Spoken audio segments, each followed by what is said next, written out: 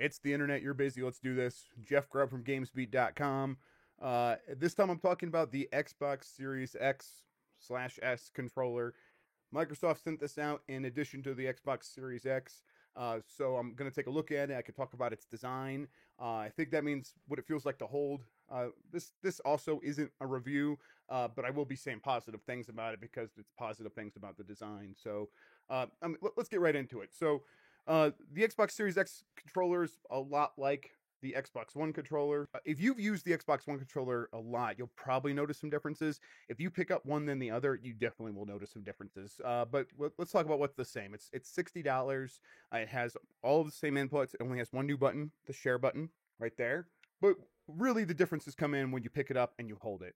For me, the biggest difference, the biggest change is the weight distribution, the way the mass feels. So Microsoft put all of the weight, not all of the weight, they put more of the weight in the grips here so that when you hold it, especially with this new textured plastic, which you can't really see here, but Microsoft's talked a lot about it. It's similar to what's on the Elite, not quite as premium as that, but it's similar.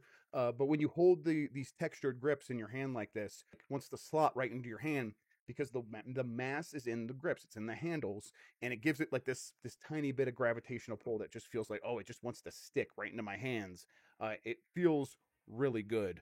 Um, I think when you compare it to this one, this has got a pretty good heft too, but it feels hollow in here. It feels hollow, and this has a heft that is much more similar to the Xbox Elite controller again. It's not quite as heavy as that one. The Elite is definitely heavier overall, but this uses its heft in a really smart way. It uses it to improve the way the controller feels to hold. It's not just be like, oh, let's make it feel heavy so it feels expensive.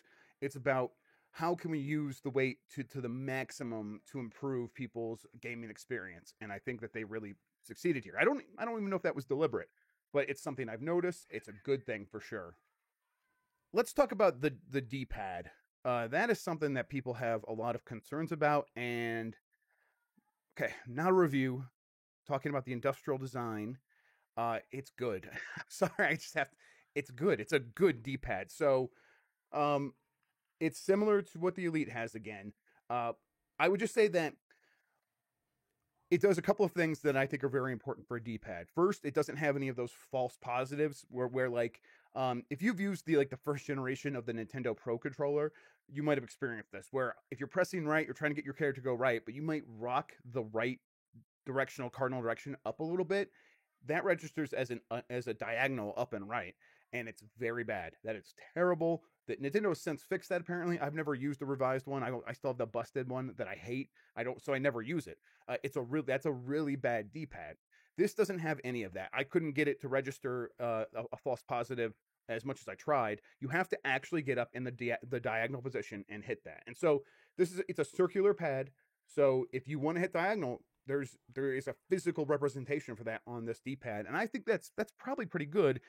It never gets in the way. It never feels like the cardinal directions are still by far the most prominent and the ones that you'll be hitting, and you have to actually kind of dig in there to hit the diagonal if you want. Excuse me. The other big thing is that they have created this sort of cradle design, this concave design where it actually sinks in here in the middle, and you put your finger right in the middle, and then you don't move it around, you don't move it to the edges, you just sort of rock your finger back and forth. And what this does is recently I have switched to using analog stick in some games, some 2D games, because it's very easy to move the analog stick back and forth quickly. I actually have a harder time doing that with the D-pad because the extremes of the D-pad are further away than like rocking the analog stick, if that makes sense. This completely changes that. This completely makes it so that it is super easy to change directions in an instant. I'm loving playing 2D games. I've been playing Dead Cells, a game that I loved, and did use the D-pad mostly. But this is, I think, my favorite D-pad to use with that game so far. So that's saying a lot. Now I don't play fighters a lot. I mean, I play them, but I'm not a fighting game fan. I'm not in the fighting game scene. So if that's a concern for you, I can't really speak to that. I would imagine it would be good, but maybe you'll get it and you'll be like, no, Jeff, you don't know what you're talking about. And you know what? I admit it. I don't know what I'm talking about when it comes to fighting games. So you tell me. Actually, if you have a specific concern about the D-pad in regards to a specific genre, let me know. Get at me in the DM or in the comments. DM me on Twitter, at me on Twitter, at Jeff Grubb. Let me know, and I'll investigate. We'll take a look. We'll figure this out together, you and me. All right. Yeah, D-pad is good. I don't think you definitely shouldn't be concerned about it. I don't think like you shouldn't worry about it because it's overall really well designed. Um, but maybe there might be a specific use case where we'll have to figure it out if it's as performant as some other D-pads. The sticks are actually slightly tighter, but they're more consistent too. I find that with the old controller, getting it started feels a little bit different than keeping it going, if you know what I mean. Like once you start, you have to like adjust your pressure to make sure that you are no longer like pushing it all the way to the edge if you're trying to do like segmented movements. If you're trying to go 50% instead of all the way to the edge. Here it's much more consistent, and I think it feels great. And it's definitely tighter. It's easier to go that 50%. It's easier to go, you know, just spin around inside the well instead of going all the way to the edge. It's not, it's not like the tightest sticks ever, but the consistency improves it so much more that I'm really happy with these sticks overall. They're really well made. Other big changes, like the triggers and the bumpers. So they look really similar. Again, it's pretty much right in line, but Microsoft rounded it off a lot here.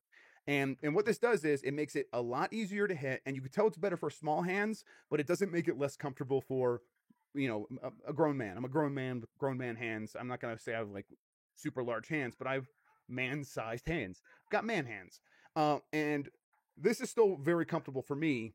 And the difference really here is on the edge. This rounded off part right here makes it easier to get your finger up here in this nook.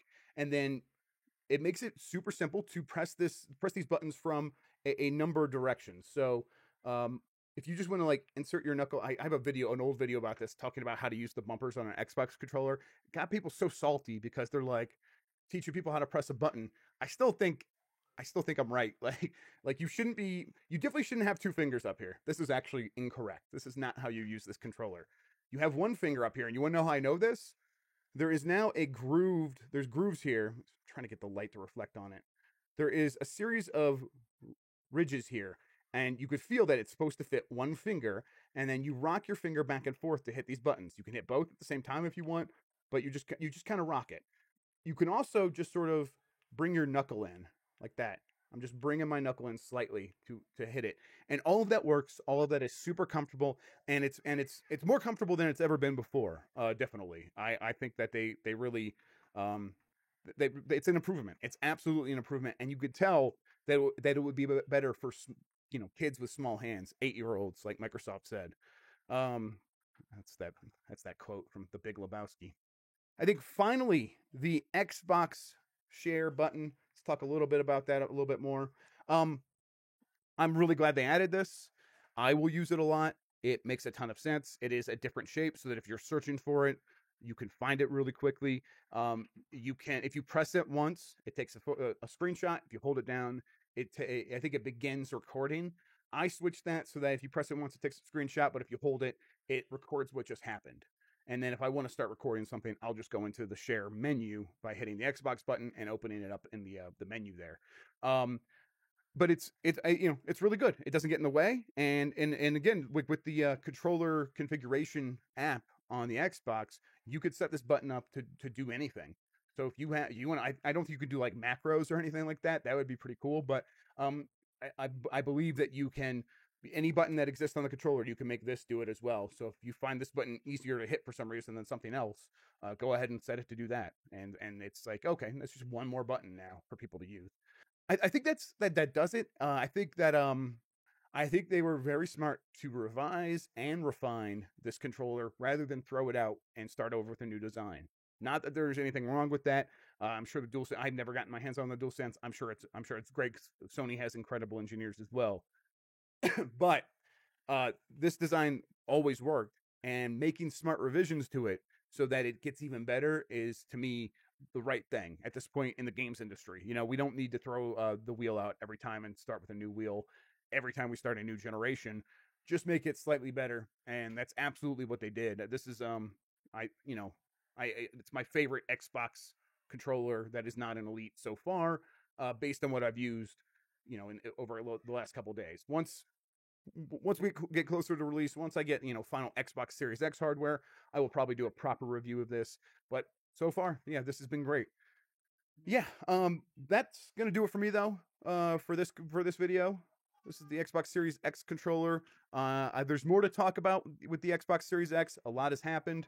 I'm still investigating all the different aspects of it. I'll have more to talk about in a few days. For now, though, thank you for watching. Hit that like, hit that subscribe. Get me on GamesBeat.com if you want to read my stuff. And yeah, until next time, take care of yourself and goodbye.